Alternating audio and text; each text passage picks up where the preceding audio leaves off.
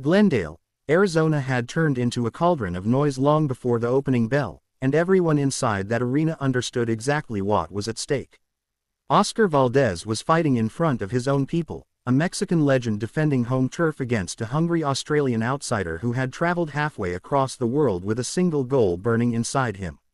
Liam Wilson had said it himself before the fight even began. He knew he was standing in Valdez's territory, he knew the crowd belonged to his opponent, and he knew that a decision on the judges' scorecards was a luxury he could not afford. If he wanted to leave Arizona with the interim WBO junior lightweight title, he was going to have to take it the hard way, by putting Oscar Valdez on the canvas. From the very first bell, the blueprint was obvious. Wilson, taller and rangier, wanted to live on the outside, using his reach to control distance the way a fencer controls the tip of a blade. He would paw with his lead hand, drawing Valdez forward, then retreat just enough to make the Mexican fall short before countering with sharp, sudden power. It was a classic boxer's trap, and for the opening rounds it worked beautifully. Valdez, cautious in a way that surprised his own commentary team, seemed to be fighting with his head instead of his heart for once, wary of the come-forward aggression that had cost him so dearly in his previous fight against Emmanuel Navarrete, a battle that had left his right eye swollen almost shut by the final bell. But patience is a dangerous game for a fighter with Valdez's instincts. Ringside, the sense grew that his caution wasn't entirely comfortable, that somewhere beneath the composed exterior the old fire was waiting for permission to be lit. Wilson, meanwhile, was doing exactly what his corner had asked of him. He wasn't necessarily trying to blast Valdez out of the fight in the opening rounds, he was touching him, peppering him, keeping a hand in his face at all times, reminding him again and again that this would be a long night. Every jab, every extended glove, was less about damage and more about control, a 12-round chess match where Wilson intended to own the first several moves. Still, the tells were there almost immediately. Valdez has never been the most comfortable fighter at long range, and everyone watching from ringside knew his path to victory ran directly through the pocket. Closing that distance has always been his personal Everest, the one flaw that experienced opponents have exploited across his career, and Wilson's height and length made the climb even steeper this time. Slowly, though, Valdez began finding cracks in the wall. A short left hook landed clean. A digging right hand thudded into the ribs. And with every step forward, the desperation that had defined his best nights began creeping back into his work. By the third round, blood was already trickling from Wilson's nose, a small crimson warning sign that the fight had entered rougher waters. Valdez had discovered his rhythm, setting up his attacks behind a probing jab before exploding into hooks that seemed to arrive from nowhere. He crouched low, tucked his chin, and made himself a difficult target, but that same low stance opened him up to something Wilson's team had clearly drilled for months: a sharp right uppercut, a punch that hadn't been part of Wilson's arsenal in previous fights but had been added specifically with Valdez's crouch in mind. It was the kind of tactical wrinkle that only comes from hours of film study, evidence that Wilson and his camp had done their homework and were determined not to be caught off guard by the veteran's habits. The championship rounds that followed told two very different stories depending on which fighter you were watching. There were stretches where Wilson looked every bit the taller, smarter boxer, sitting just outside range and picking his shots, making Valdez pay for every attempt to close the gap. And then there were stretches where Wilson seemed to forget his own advantages entirely, wading into the pocket and trading blow for blow with a fighter who has built his entire career on exactly those kinds of firefights. It was a strange and fascinating contradiction. A taller, longer man voluntarily giving up his greatest weapon to prove something with his fists, perhaps driven by pride, perhaps by the belief that this was destined to become an instant classic. Valdez, for his part, never stopped hunting. Round after round, he pressed forward behind that stalking, patient style that has always made him so dangerous once he finds his range, letting his experience guide him even as the accumulated mileage of more than 2 decades in boxing began to show on his face.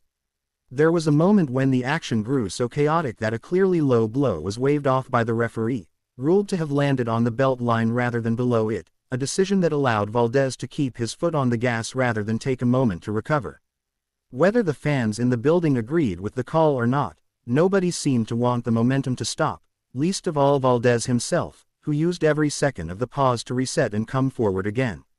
By the midpoint of the fight, Betting markets were reacting in real time to what was happening inside the ring. Valdez, who had opened as a heavy favorite, saw his odds tighten even further as the rounds ticked by, a reflection of just how thoroughly he appeared to be taking over. Wilson had entered the ring with size and youth on his side, but boxing has never been a sport that rewards physical advantages alone, and the veteran's craft was steadily eroding whatever plan Wilson's corner had mapped out before the opening bell. And then came the 7th round, the moment the entire fight had seemingly been building toward. Valdez, using subtle lateral movement to set traps of his own, waited patiently for Wilson to wander into range. He switched briefly to a southpaw stance to disguise his timing, then shifted back to orthodox when the setup didn't feel quite right, always adjusting, always searching for the perfect angle. When the opening finally appeared, he seized it without hesitation. A thunderous right hand exploded off Wilson's chin, the kind of shot that changes the entire complexion of a fight in a single instant. And suddenly the taller Australian who had looked composed and controlled just moments earlier was in serious trouble, his legs unsteady beneath him as the Arizona crowd rose to their feet in a deafening roar. What followed was pure championship instinct from a fighter who has lived for nights exactly like this one. Valdez smelled the finish and refused to let it slip away. He poured on right hands, mixed in uppercuts, and systematically broke down whatever resistance Wilson had left to offer. Wilson tried to answer, tried to find some way to fight his way back into the moment, but the accumulation of power and precision had simply overwhelmed him.